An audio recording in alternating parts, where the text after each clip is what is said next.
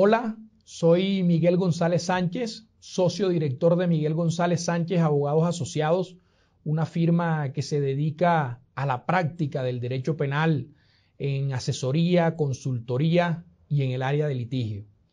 Estoy enormemente agradecido por la invitación que me ha hecho la revista Derecho Debate, a quien propicia estos escenarios precisamente con la finalidad de que se lleven planteamientos, posturas que a la postre van a servir para contribuir a tener un mejor ordenamiento jurídico y a que la administración de justicia pueda aplicarse de mejor forma.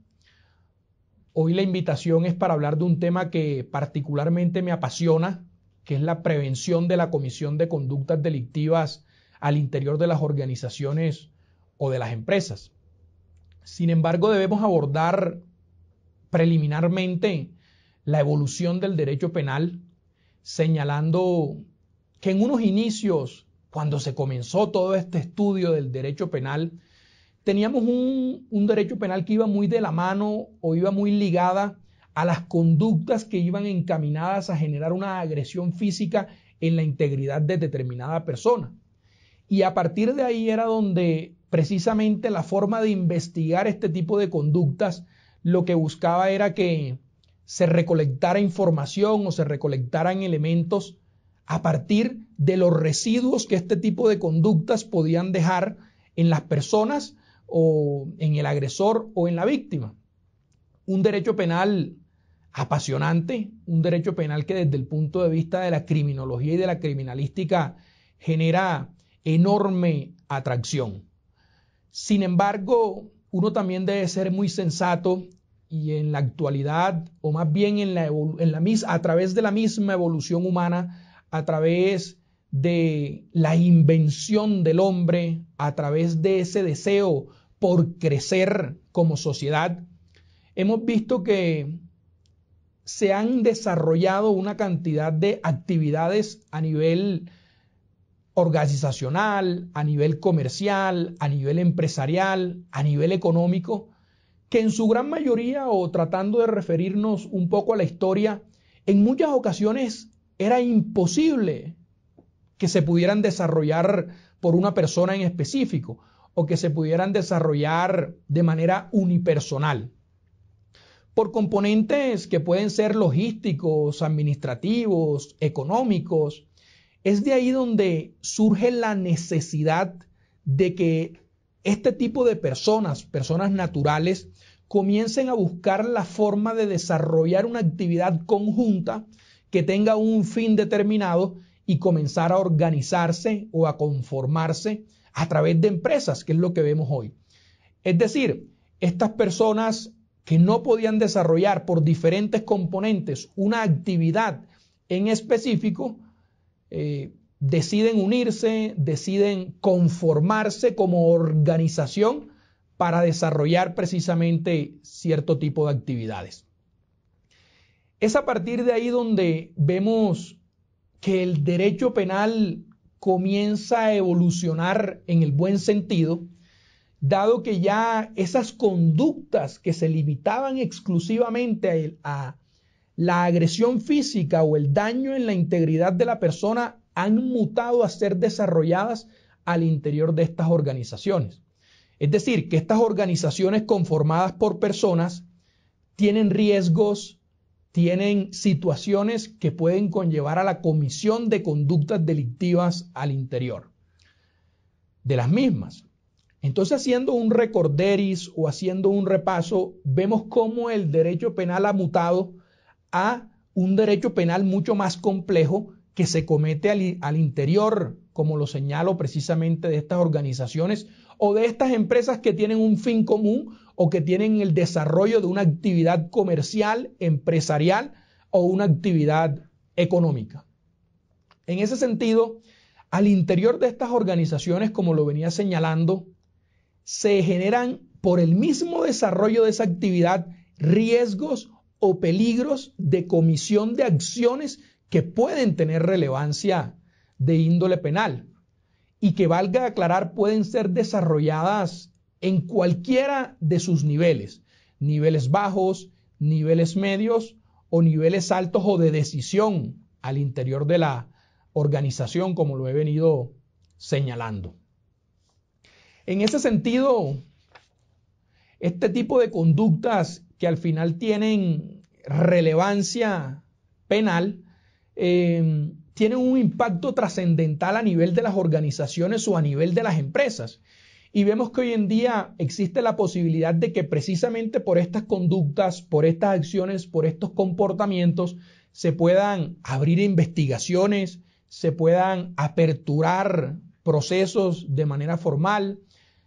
generarse multas, generarse investigaciones directamente a los miembros de esta organización. Pero además de eso, lastimosamente se pueden aperturar procesos de extinción de dominio, con el componente de que este tipo de comportamientos y el resultado que son estas investigaciones pegan de manera muy fuerte al componente reputacional de las organizaciones, que hoy en día juega un papel esencial y fundamental en el mundo de los negocios.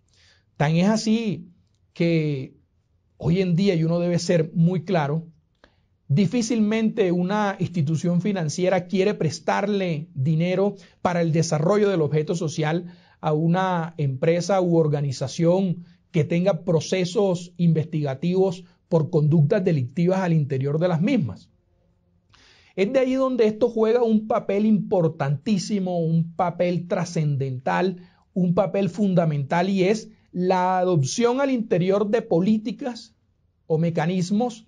que tengan como fin prevenir la comisión de esas conductas delictivas y que a partir de ahí pueda uno sustraerse de ese tipo de investigaciones o de ese tipo de procesos que puede afectar de manera directa el desarrollo comercial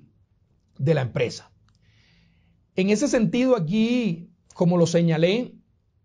al interior de las mismas puede desarrollarse cualquier tipo de conducta en cualquiera de sus niveles. Sin embargo, en el nivel de decisión o en el nivel directivo de la misma a través de cargos altos, eso juega un papel importantísimo,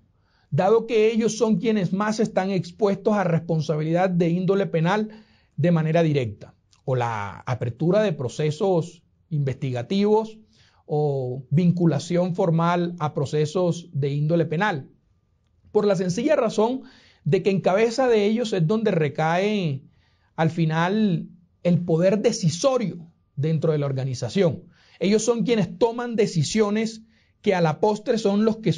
que surgen efecto en la actividad desarrollada por la empresa. Luego ellos son quienes están llamados a adoptar mecanismos para saber qué acciones o qué comportamientos que desarrolla la empresa y sobre los cuales ellos toman decisiones pueden tener relevancia penal o un componente penal de por medio. Y vemos que el mundo no ha sido ajeno a este tipo de conductas. Por el contrario, hoy notamos cómo en países que tienen una evolución legislativa mucho mayor, como lo es los Estados Unidos, como es España, si bien se ha configurado la responsabilidad penal de la persona jurídica, un tema sobre el cual no voy a abordar, esto ha tenido efectos al interior de las organizaciones para la prevención de comisión de conductas delictivas por quienes forman parte en los rangos de decisión dentro de estas mismas organizaciones.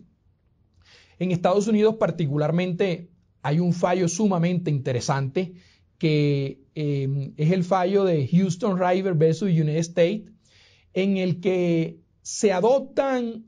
o se toman unas sanciones en cabeza de los agentes que toman decisión al interior de la organización porque cometieron conductas delictivas. Claramente esto tuvo una repercusión en materia penal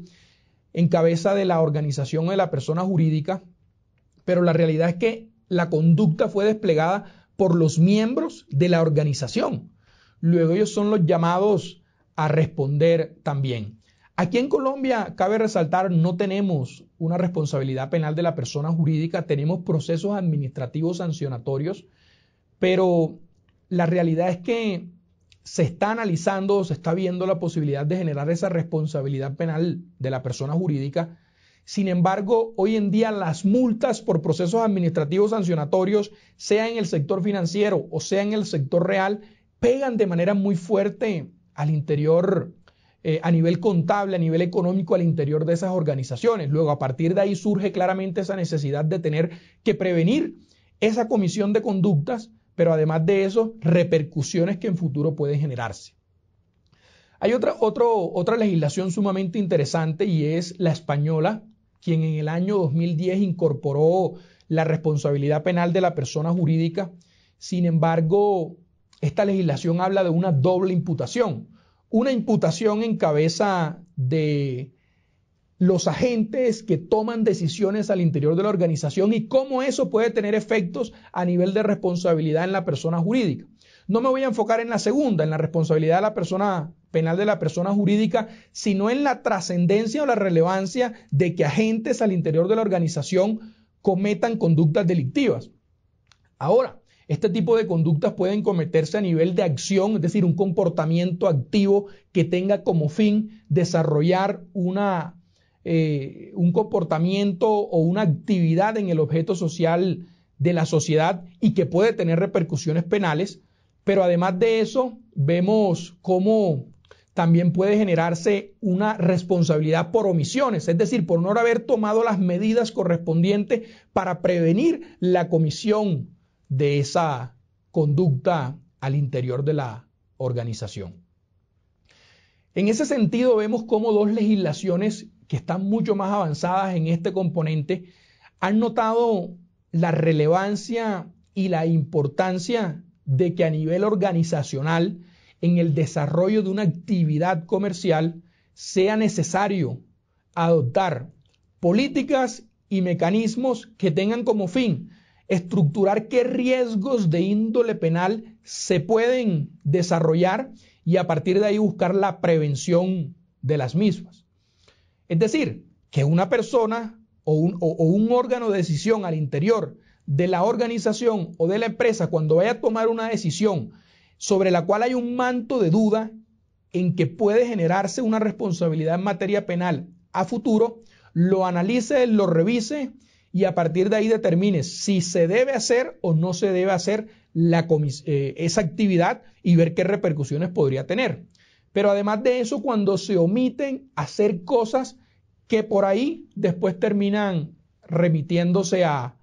una acción que puede marcarse en una de las conductas delictivas que establece el Código Penal. En Colombia, la realidad es que esto ha tomado suma importancia, suma trascendencia, y vemos cómo en la legislación colombiana, en el desarrollo de las actividades comerciales, vemos hoy en día sector financiero, actividades que se desarrollan a través de instituciones financieras, y vemos el sector real, actividades que se desarrollan en el sector real. Concretamente quiero referirme en principio al sector financiero. Hoy en día, para desarrollar cualquier actividad financiera o que tenga fines de captación de recursos del público, sí o sí esa actividad debe desarrollarse a través de una sociedad.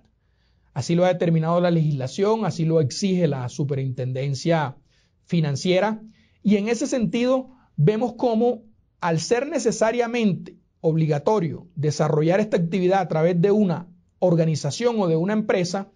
resulta claro que hay riesgos o posibles conductas delictivas que se pueden desarrollar al interior de la misma en el desarrollo de su objeto social. Hoy vemos en día el artículo 314 del Código Penal que habla de la utilización indebida de dineros captados al público. Es decir, que hoy en día nosotros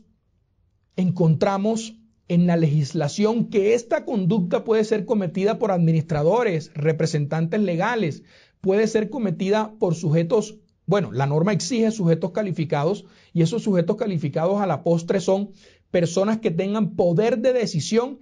en la organización. Este tipo penal de manera particular es claro en señalar que las entidades sometidas a inspección y vigilancia de la Superintendencia Bancaria de Valores que utilizando fondos captados al público los destinen sin autorización legal a operaciones dirigidas a adquirir el control de las entidades sujetas a la vigilancia de las superintendencias mencionadas. Actualmente, y eso es necesario aclararlo, encontramos la unificación de lo que en su momento era la Superintendencia de Valores y la Superintendencia Bancaria, que hoy recae en cabeza netamente de la Superintendencia Financiera. Pero la realidad es que hay un riesgo o hay la posibilidad de cometer conductas delictivas al interior de estas empresas o de estas sociedades, y a partir de ahí resulta necesario la adopción de mecanismos que tengan como fin prevenir la comisión de esas conductas, o que en el eventual caso de que se vaya a desarrollar un tipo de acción o algún tipo de actividad, hacer un análisis de debida diligencia a ver si eso puede traer en un futuro repercusiones en materia penal. Vemos también el delito de administración desleal, vemos el delito de corrupción privada que se han incorporado en el ordenamiento. Esto para hacer ver que ya nuestro Código Penal no se ha quedado en conductas como las que estudiábamos previamente, sino en conductas que van mucho más allá y que se pueden cometer a nivel organizacional. Pero además de eso, vemos en el sector real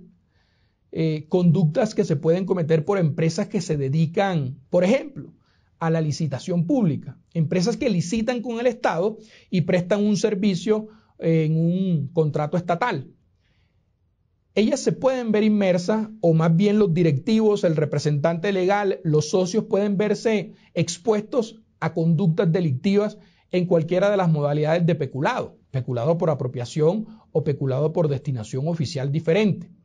Vemos entonces cómo en el desarrollo de este tipo de actividades, incluso en el sector real, en materia de licitación pública, existe un riesgo latente, y a partir de ahí es donde se hace necesario que se haga un análisis ponderado con la finalidad de revisar si hay algún riesgo o hay alguna posibilidad de que se cometa una acción y que esa acción tenga repercusión penal, o por lo menos un proceso administrativo sancionatorio, o en un futuro verse sometido a un proceso de extinción de dominio. Vemos entonces cómo se genera con toda la trascendencia y la importancia el asunto, que a partir de ahí comienza a generarse al interior de las organizaciones